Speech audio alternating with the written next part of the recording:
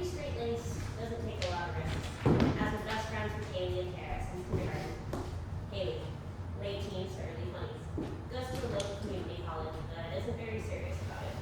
Has a rough relationship with her mom, often gets grounded. Enjoys illegal substances. Been best friends with Casey and Tara since kindergarten. Tara, late teens to early 20s, a runaway trainee but in an endearing way. Doesn't go to school but is very supportive of Haley and Casey's academic endeavors. Has a huge heart despite being dealt a bad deck of cards. Has been best friends with Haley and Casey since kindergarten. Lights up on 3 girls sitting in a fort. They're in their pajamas and in the midst of a rousing game of truth or dare. It's Todd. I have a crush on Todd. I knew it! He definitely likes you too. No, he does not. Yes, he does. He has a crush on you. He definitely does. You think he'd like someone who... Who what?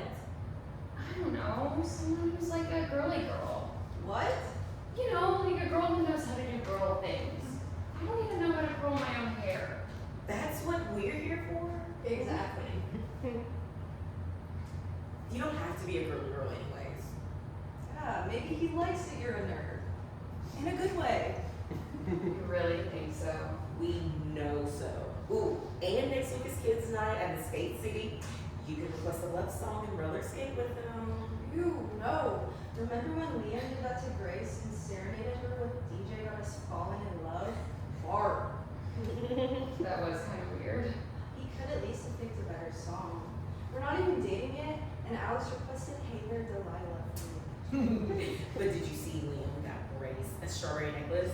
I thought that was kind of cute. A necklace is definitely cuter than singing Usher on roller skates. Well, speaking of necklaces, I got us something. Tara pulls out 3 best friend necklaces, the cheesy kind you would find at Claire's. It's a heart split into 3 prints, spelling out best friends forever. There's one for each of us. Oh, that's really sweet, Tara. I guess it's pretty adorable. Well, we're all in different 5th grade classes. We've never been in different classes before. I just want to make sure that we don't forget about each other. There's no way that we'll forget each other, Tara. Ever. Even when we're old and in high school. Yeah, at this rate, you bitches will be stuck with me in the nursing home. Haley! I can't believe you said bitch. Friend, you dorks. All the cool kids are saying bitch now. I want this piece. The girls all smile at one another, got special for her friend's smile. Aw, man. Mine says B44.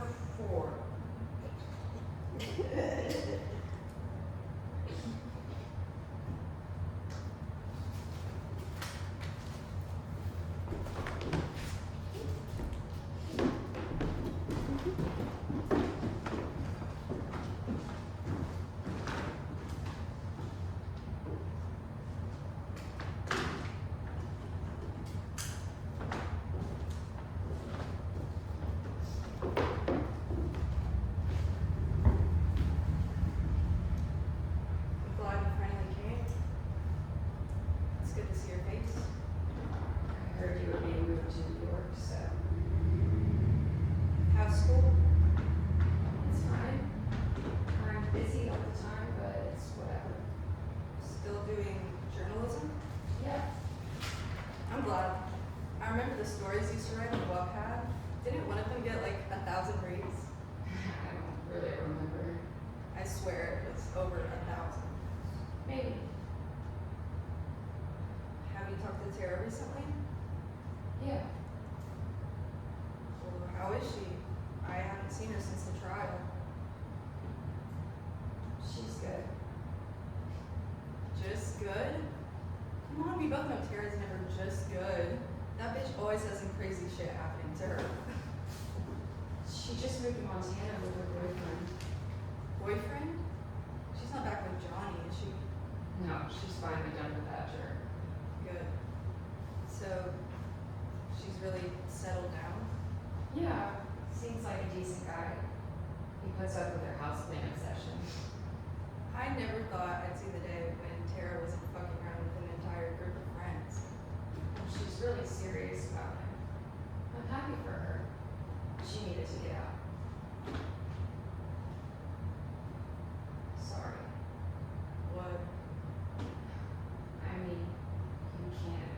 Get out? Yeah, I know. Did you lose your sense of humor in college? Yes, Would it kill you to give me more than 3 words? what? It's like pulling teeth, getting you to talk to me, and you're the one who came to see me. Give me something. Sorry, I don't know how to talk to you anymore. Oh, don't give me that bullshit. It's not bullshit, Haley. I don't know who you are. I'm the same person I always was. Just talk to me. No, you're not. You're in prison, Haley. So what? That means I don't deserve to be spoken to like I used to? It's not. I get a withering stare, but God forbid Casey Clark converse with an inmate. I didn't say that. You didn't have to. I'm sorry. I was trying to keep it light. I want everything to feel like it's changed. Everything has changed. Nothing's changed. I'm still Haley. You're still Casey. Tara's still Tara. I'm still me. We shift to a living room, not a surprise. Casey, Tara, and Haley sit together. Casey and Tara are in various states of stress. Haley is completely calm. God, Haley, it's just sick. Who would do that to your dad? He's the kindest person on the planet. I don't know. If it was my mom, I'd get it, but my dad. Has she heard anything from the hospital? Is he... What could they... What little info my mom has given me between interrogations is that he's gonna be okay. She's not actually blaming you for this, is she? Not me, James. She found out I'd snuck him over the night everything happened. And being in the house makes him guilty of a violent crime? She's convinced he's like the devil or something. This is just a way to confirm her delusions. Let's go over the facts again. Besides the fact that I spent 3 hours cleaning blood off the walls, what do we know? The cops think it's James. My mom thinks it's James. And no one will believe me when I say it wasn't James. He came over, we smoked a joint, and he left. Nothing happened. Oh my god. Were you guys... Did you hear it happen? No. He was gone by 2, and I was so high I passed out till the cops woke me up in the morning. What the hell even happened? The attack happened about an hour after James left. Someone took a meat tenderizer and hit my dad in the face with it. No sign of a break-in, no ideas for motive. They didn't just hit him once though. Whoever this was beat him in the face like 30 times. What kind of sicko can stomach that? According to my mom, James. How did she just sleep through all of this? She was in her room. They sleep in separate bedrooms. It's not like someone shot him, like a one and done, or just pulling the trigger over and over again. Someone had to make the choice to keep pulling back and keep coming down. But why just your dad? I don't get it. If it wasn't personal, wouldn't they have searched the whole house? Why did they go into your mom's room? Her door was locked. Just over and over and over again, even with all the blood. God, with so much blood. Tara, hun, I think we've all grasped the brutality of the situation. I don't think Haley needs to relive the gory details. Sorry. Haley checks her phone and rolls her eyes. God, my mom is driving me absolutely insane. She still won't let me see James, and now she's all up my ass about coming to see my dad in the hospital. Would you feel better if we went with you? I don't even want to go myself. It's just gonna be hours of my mom questioning me and the doctors telling me, hang in there, kiddo, he's gonna pull through. I'm sure she's just worried. She probably needs someone to meet. And that someone is me? Yeah, right. I just wish I could see James. His parents have him on lockdown until the cops stop calling him for follow-up questions. I just want my boyfriend back. What else do the cops need to ask him about? It's been 2 weeks since the attack. They took his phone and have been combing through it. I guess no one at the station thinks it's important enough to look through quickly. Well, we already knew the cops aren't competent. They forgot the attack weapon when collecting evidence. I had to remind them to grab it. No wonder we don't have any leads. Another text from Haley's mom. Ugh, I can't deal with her anymore. Tosses her phone on the couch. Why don't you just stay with me tonight? I don't have to go back to school for another day. We can watch movies and eat popcorn, and you don't even have to think about dodging your mom's calls. Light shift. Casey and Tara sit in Casey's car. They watch families run around the park they're sitting in. She called me again last week. Fourth time this month. I just stared at the caller ID frozen until it stopped ringing. I don't even know what I would say if I picked up. I picked up once. Really? When? A couple of days ago. It was weird. Everything's weird. What did she say? She said she was sorry for stealing my money. Then she asked me about how I'm doing and how you're doing and what's new in everyone's lives. I think she's lonely. I didn't ask her if she did it. I just couldn't. I think she could tell I wanted to though. Something in her voice just sounded Guilty? scared. I've never heard her scared before. I keep telling stories about us as kids, and I don't know how to describe her. Like, oh, me and my childhood best friends, except one of them is kind of not my friend because now she's in prison. But saying ex-friend also doesn't feel right because we never actually had a falling out or a fight. She just got arrested, and now I don't talk to her. No one at school knows. Just my parents and one professor. There's no easy way to bring it up. The only reason my professor knows is because I broke down sobbing during his final. My parents have no idea how to talk to me anymore. I don't blame them. How are you supposed to comfort your kid through something you've never experienced? My mom was at her trial. Are you serious? Yeah, I walked in and she was just sitting there. She never liked Haley. I'm sure she only showed up to see her in cuffs. Jesus Christ. Alex was there too. I'm not surprised though. He came to see her the first day she was allowed visitors. God, it's like he still thinks she's innocent. Do you think she's innocent? I need to get out of this state, Casey. I can't be everywhere she used to be. I just can't. Where are you gonna go? I don't know, anywhere but here. I just can't fucking do it anymore. Everything reminds me of her. Everyone reminds me of her. You're the only person I see anymore when I come home. I honestly try to avoid coming here entirely. No one else gets it. They just want to talk to me to get the scoop on her. I saw someone post her mugshot on Snapchat the other day. Captioned it, "She sat behind me in science class. It's so scary to think that I was in class with a criminal. It's fucking disgusting." We knew her for 15 years. She lived with me for months after the attack. She slept in my bed with me. Don't see me posting about how many scary thoughts I'm having.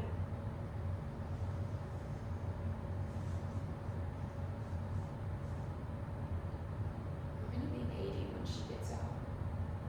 Yeah.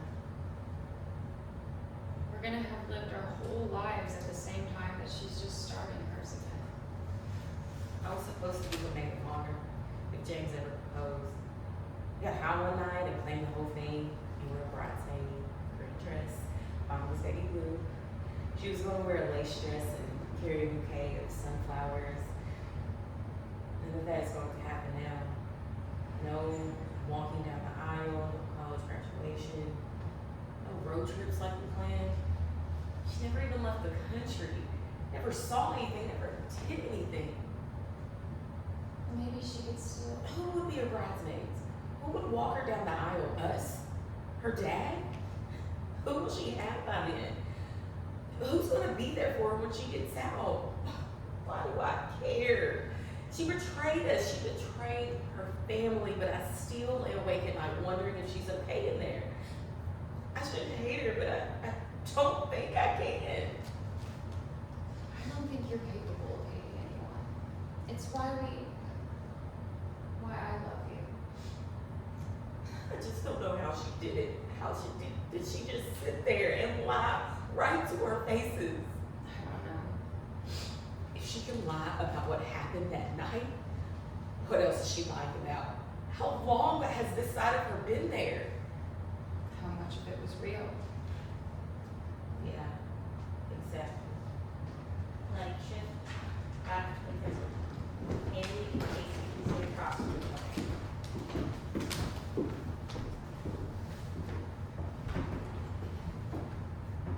Have you talked to Alex? Not for a few months. He's gotten, I don't know, weird since you've been, You know how he gets about me. yeah, overprotective. It's just Alex. He's always been loyal. You know, when we were kids, I always used to think that you and him were gonna get married. What? We dated for like 6 months in 5th grade. Yeah, and that's a long time for 5th graders. Alex and I haven't been anything but platonic since the age of 10. Well, 10-year-old me thought you were meant to be. That's very hopeless romantic of you and this swears off love. He's been following you around like a puppy dog since kindergarten. I don't think that's hopeless romantic of me. And I haven't sworn off love, I just don't have time for it. Yeah, sure. That's what they all say. Speaking of Alex, he said the last time you guys talked it was tense. Yeah, well, like I said, he's gotten weird since you've been here. Weird how? He wouldn't stop texting me asking why I wasn't answering your calls. First it was just a harmless, have you talked to Haley? But then he started jumping down my throat, making me feel like a shit person for not picking up, so I stopped texting him. Why weren't you answering my calls? I don't know. The first few times you called, I was in class, so I couldn't pick up even if I wanted to. But then, even when I was free to talk, I could never get myself to answer. Something would, I don't know, come over me. Like I couldn't move or breathe until it stopped ringing and went to voicemail. I wasn't ready, and Alex berating me certainly wasn't going to speed up the process. He was just looking out for me. Well, I was looking out for me. Not all of us can pretend the last 6 months didn't happen. So why are you here now? Like shift. Casey is on the phone.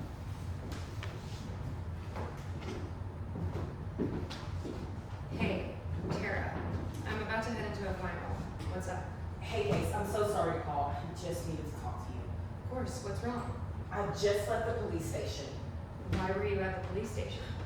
Oh God, everyone in the parking lot is looking at me. The parking lot of the police station? I just wish I had my license so I could just drive myself home. Tara, why are you at the police station? Jesus, now there's some field trip walking by. For the love of God, Tara, please finish one train of thought. Okay, I'm sorry. The cops wanted me to answer some follow-up questions about the last month. What's been going on the last month? Haley stole $500 from me and ran away to Idaho. What? Why didn't you tell me? I've been so stressed out about school, I didn't want you to worry and distract you from your work. Well, you're worrying me now. I'm sorry. Why would Haley steal $500 from me? Why Idaho? They think it's her. No, they know it's her. What are you talking about? It was Haley. It was Haley what? Haley planned the attack. She and James were behind it all. The warrant for her arrest goes out tomorrow morning. What? The cops wouldn't let me see the evidence. They said they found some incriminating text on her phone. I don't. She said it was a random attack. She lied. She's been lying this whole time. I don't understand. In it gets worse. How could it possibly? They didn't just plan an attack, Casey. They planned a murder. She and James were going to kill her parents. Both of them.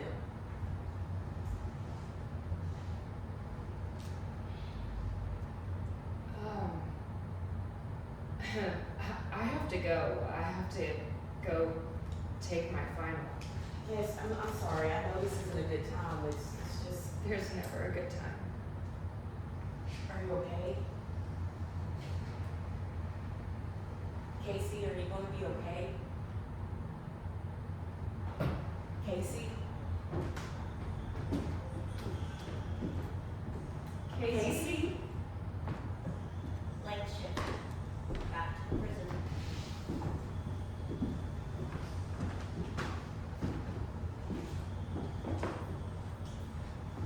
Casey, why are you here? You want answers, right? Did I really do it? If so, why did I do it? How did I do it? I mean, they convicted me, so I had to have done it, right?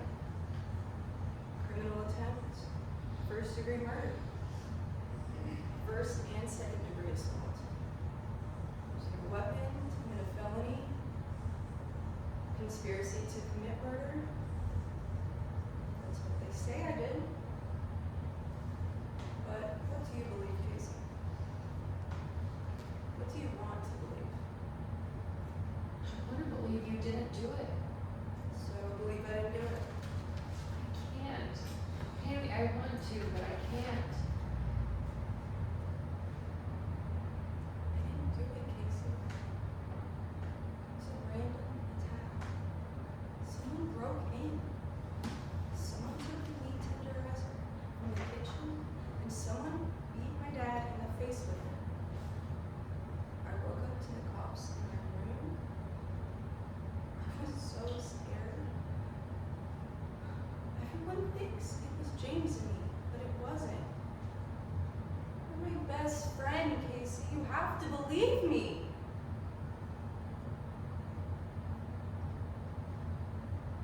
Is that what you want to hear? Do you want the other version? I did it. I planned the whole thing. I wanted to kill him. I wanted to kill them both.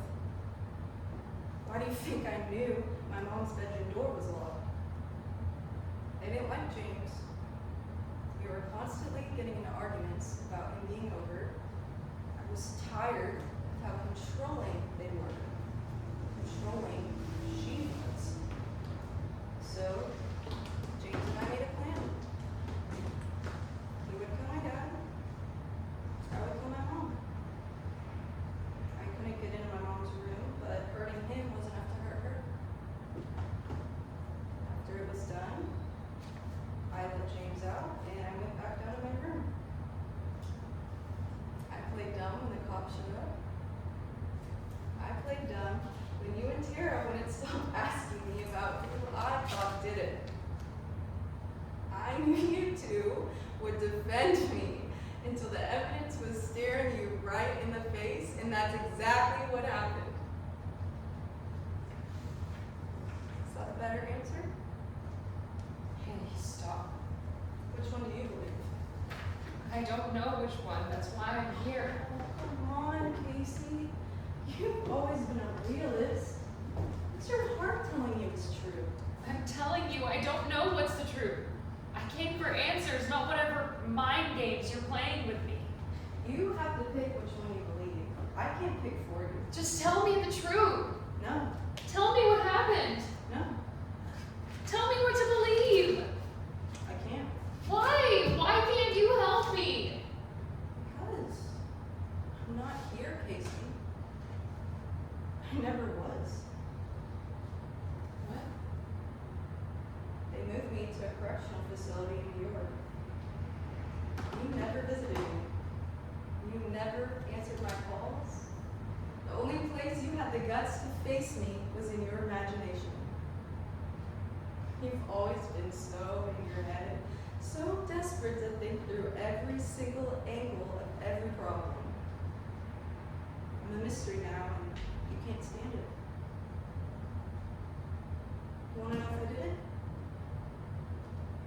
Figure it out for yourself.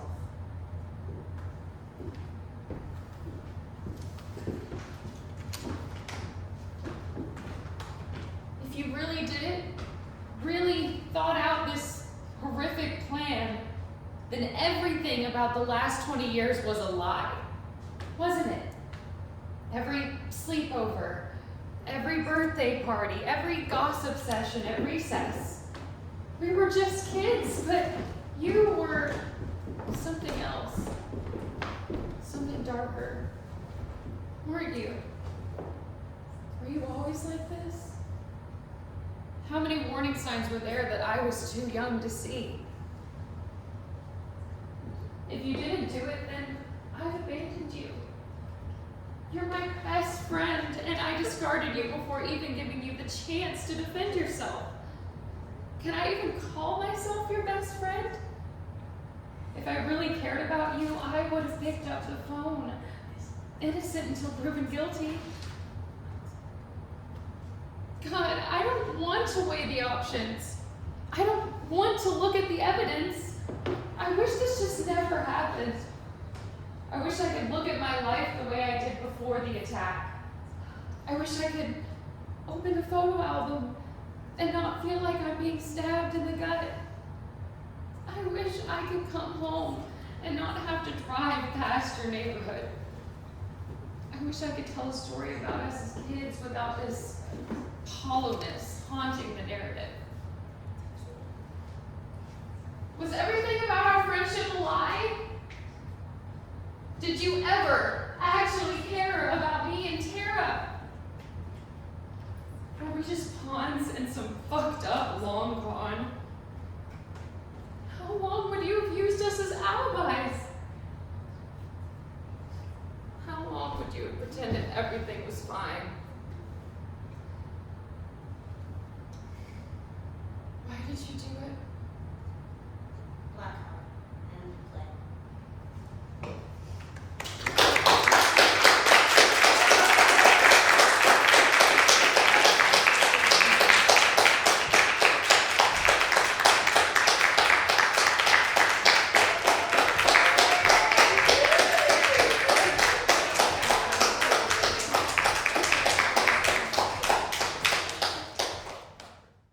I'll just jump us in with like a starter question, I guess. And if you want to tell us like when you started writing this, and like yeah, just to start us there, and then other people, if they have questions, raise your hand or just start talking. It's a small room. Yeah.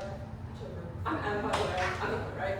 I wrote this in fall 2023. I was part of an assignment for a playwriting class, and it started out with just the scene between Tara and Casey when she's on the phone. It was an exercise of like tempo, where one person is moving really slowly and one person is moving really quickly, and so I wrote that scene of like one person was on the phone and just like da da da da moving, and the other was like, oh my god, please tell me what is going on. And then from there, it just kind of expanded into what it was. I remember I woke up in the middle of the night and like couldn't fall back asleep. I picked up my laptop, wrote the entire thing, then put my laptop and went back to bed. And I was like, okay, I want to act. And then it just kind of like grew out of that. So it was a couple years ago. It was performed at a Live Festival in 2024 at my college, and then I put it on New Play Exchange and kind of forgot about it until Joan reached out to me. I was like, oh my god, I forgot that I did this thing. So I'm really glad that it has been revitalized. Any thoughts people having about things? Questions about the show or characters? Yes. Oh, I do real bad. Yeah. So you said fall is when you wrote it. When it was like, do you know what kind of struck that idea of like, I want this dialogue to kind of go this way in like that project? Was it like, I don't know, maybe a little spooky time, or do you know what like possessed you to be like, I want this to be like, no, she lied, she killed him. Kind Kind of. So the story is actually based on a real thing that happened in my life, and it was something that happened my freshman year of college. And so I don't know how, like, when the assignment was given, I was like, wow, this reminds me of when I was literally sitting about to take my final, and my friend called me, and all these details are coming in so like quickly and sporadically. And then I'm a firm believer in using writing to like process traumatic events in your life and process hardship. And so I think that's kind of where the midnight, oh my God, I'm writing all this came from. So. And what was it like to expand it from that then? Was that like a process with yourself, like maybe talking through, like, is this essentially a little bit of a dialogue with you just going through the motions of it? Or did you feel like more needed to be said? I always think so. It was interesting when it was performed back in 2023 or 2024. I don't know, dates don't matter. When it was performed back then, I remember telling my mom, like, I'm glad that this is out there and I'm glad that this happened, but I think that I can put this to rest and I don't need to come back to this play again. And so then when Joan asked me if it could be performed here, I like immediately said yes, and then I was like, oh God, do I feel like I'm in a place to like open this back up? But I feel like after our first reading, it was really interesting hearing like the cast's questions about the show, and I feel like I was able to come at it from a place this time of these are characters and a story instead of this is me and my two people that are in my life. You know what I mean? So I think it definitely started out as I'm talking to myself and I'm talking to these people in my life and getting out these emotions that I'm dealing with. But now that I've kind of worked through a lot more stuff and come back to it, it feels more of like a separate story, if that makes sense. Yeah. And then, sorry, You go. I'm sorry. With that being said, when it comes to actually viewing it, right, watching it in front of you, are there ever moments, or were there ever moments where it's like, not damn, I'm like right back here. I'm so sorry. No, it's okay. You should have heard me. I had to go outside. Were It was there, like the last little bit. were there times too where it's like, okay, this is like my story, I kind of want the actors to do it a different way? Or was it like, do the performances give you like another avenue to be like, actually, that's kind of a take I didn't think about how I would react to it? Yeah, I don't really think so. I mean, from the get-go, I feel like everyone really understood like where the story was coming from, but I also am not the kind of writer that is ever going to be like, you have to write this because this is the way that I read it in my head when I wrote it. You know, like I love the collaborative aspect of theater, and so I think it's really interesting when someone reads something a way that I had never even thought that it could be read before. And then last thing, I'll open up to everybody else. Sorry. With that being said, this is coming from like personal experience that you've had and you wrote through it. When you see it performed, are there any moments where it's like, that was really good, it's like my favorite moment? When it comes to like, you know, from a wellspring of a memory that's not so like great, Yeah. or there are moments you can be like, man, this is, I really like that. What's interesting is that I feel like my favorite part is the last Haley monologue, where it goes from the like two ends of the spectrum. Like I am really proud of that writing, and it's interesting that that's my favorite part, and that's the part that didn't actually happen. You know, so I don't know if there's something deeper there, but that's my favorite part of the show. Great questions. Thank you. Any other questions or thoughts? I don't have a question, but a comment. You guys are awesome. That's I never got to, I'm obviously a little familiar with this, but I never got to see it perform when she was in college. So you guys hit it out of the park. So well.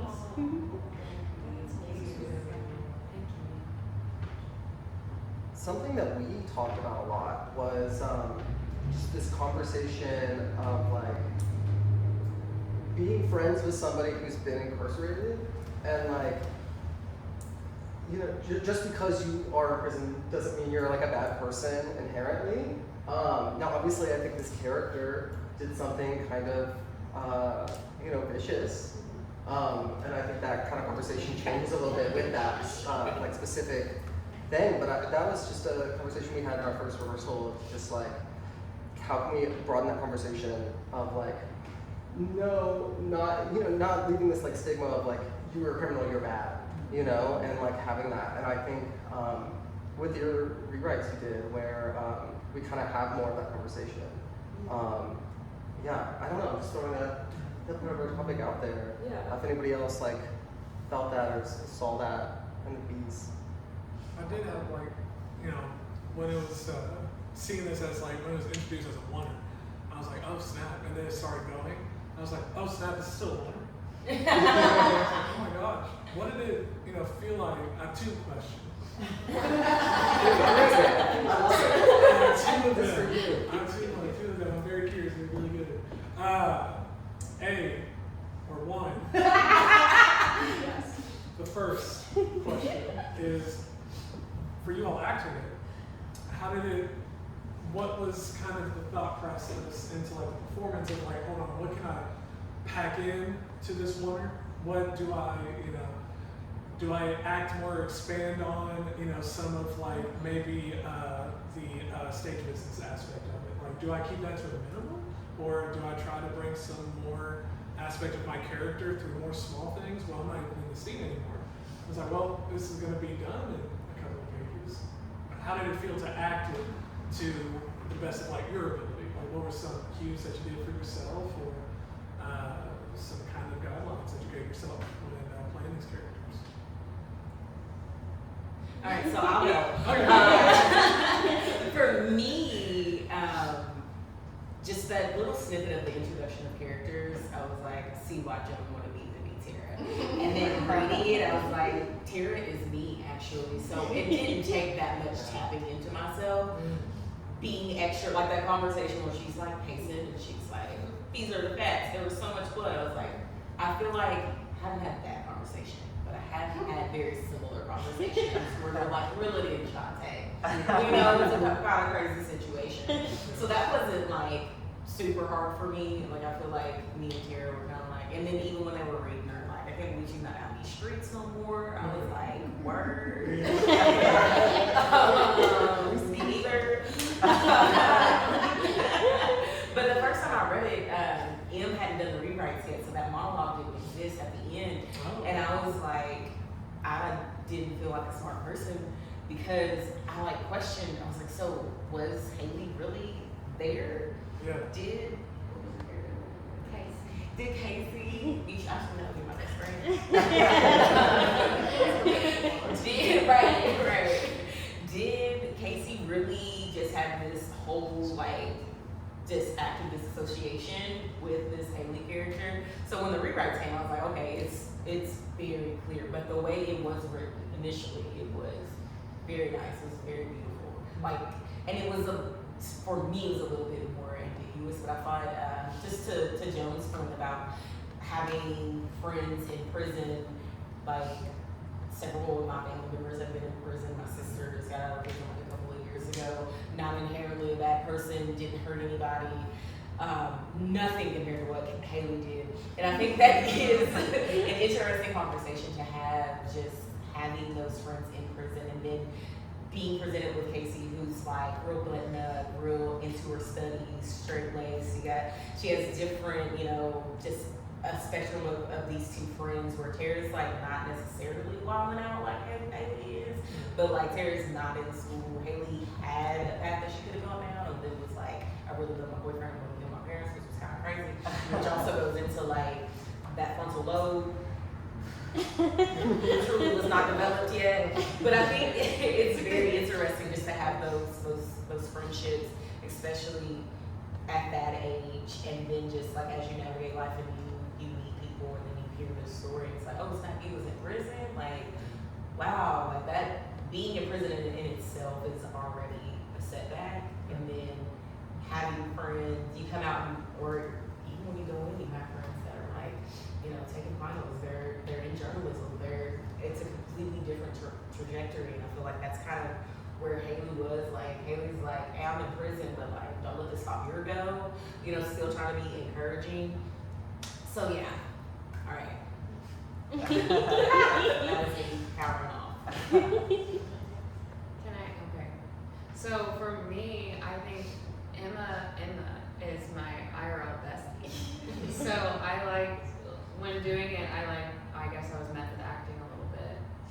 walking physics of Lexington, right? I would just kind of pretend like, okay, what if Emma was in prison and was calling me over and over and I didn't know how to answer? Or what if I was sitting, across from Emma in prison and this was the conversation, or when Emma is like, or no, Emma, but when Haley is being, a little evil or manipulative, like towards like Casey in that last scene, I definitely like to think like, okay, yeah, what if Emma was doing this and it helps my performance? Yeah. But, And then, Emma, how did it feel to be evil? yeah. Or not. Not Figure it out. truly figure it out for yourself. I had a lot of fun writing for a role like this. That's different for me, where I struggle to find myself in this character because I have a great relationship with my dad, and I would never. It's hard for me to like put myself in her shoes in that way, but so for me it was more so like, hate to admit I enjoy true crime documentaries, so I'm like, okay, let me think of the cases I've heard similar to this, and keeping in mind that it's like such an evil, shocking thing, but I mean, Em shared with us in rehearsal that it wasn't based on a true story, so that made it more like a bit more real, but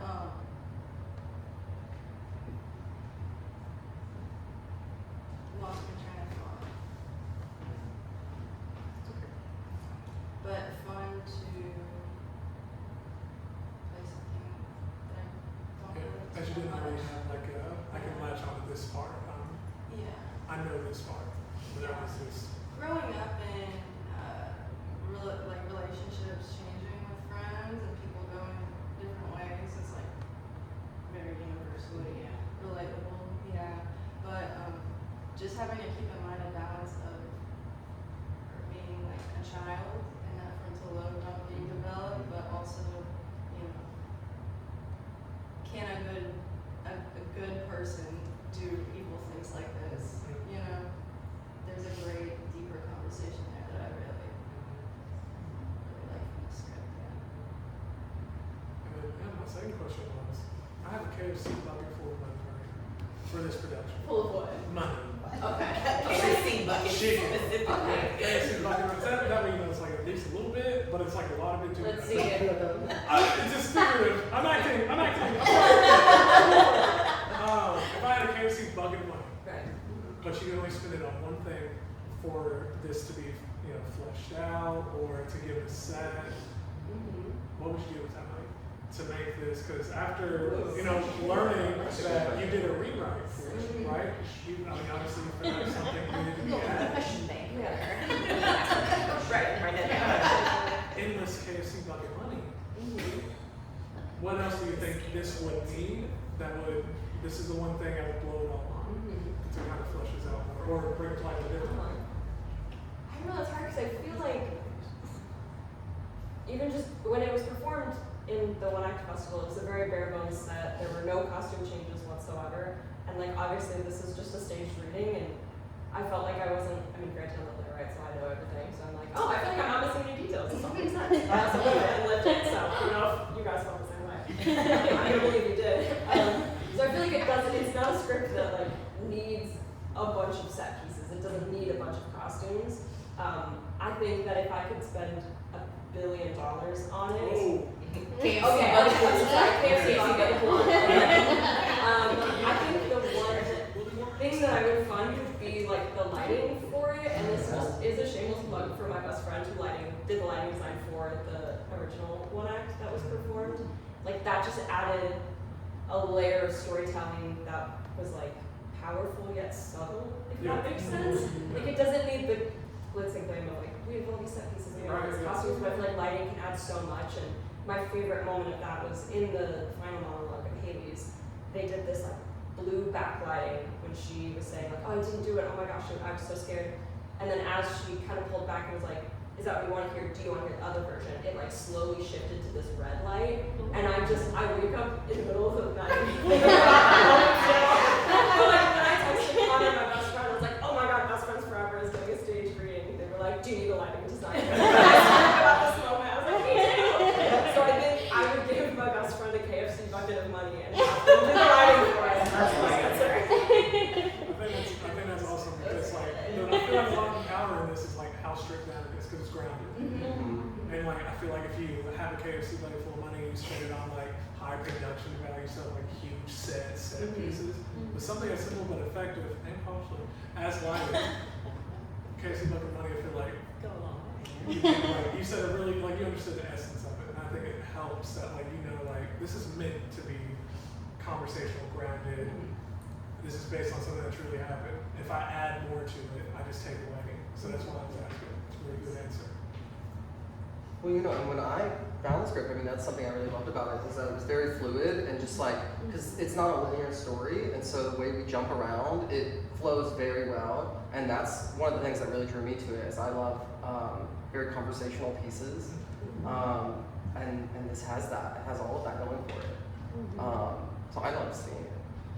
I think I said this in our rehearsal that like 2 of my favorite pieces of media. I love a non-linear story, and so like Fun Home is my favorite musical, and my favorite TV show is The Haunting of Hill House. And so I love stories that just like jump all over the place, and you get like little pieces of information as you go along. And so I don't know that I saw Fun Home and was like, I'm gonna write about this traumatic event in my life, but maybe subconsciously it was there as inspiration. Yeah. Any other thoughts or questions from anybody? Before we call it a night? Well, if that's the case, let's give a round of applause to all the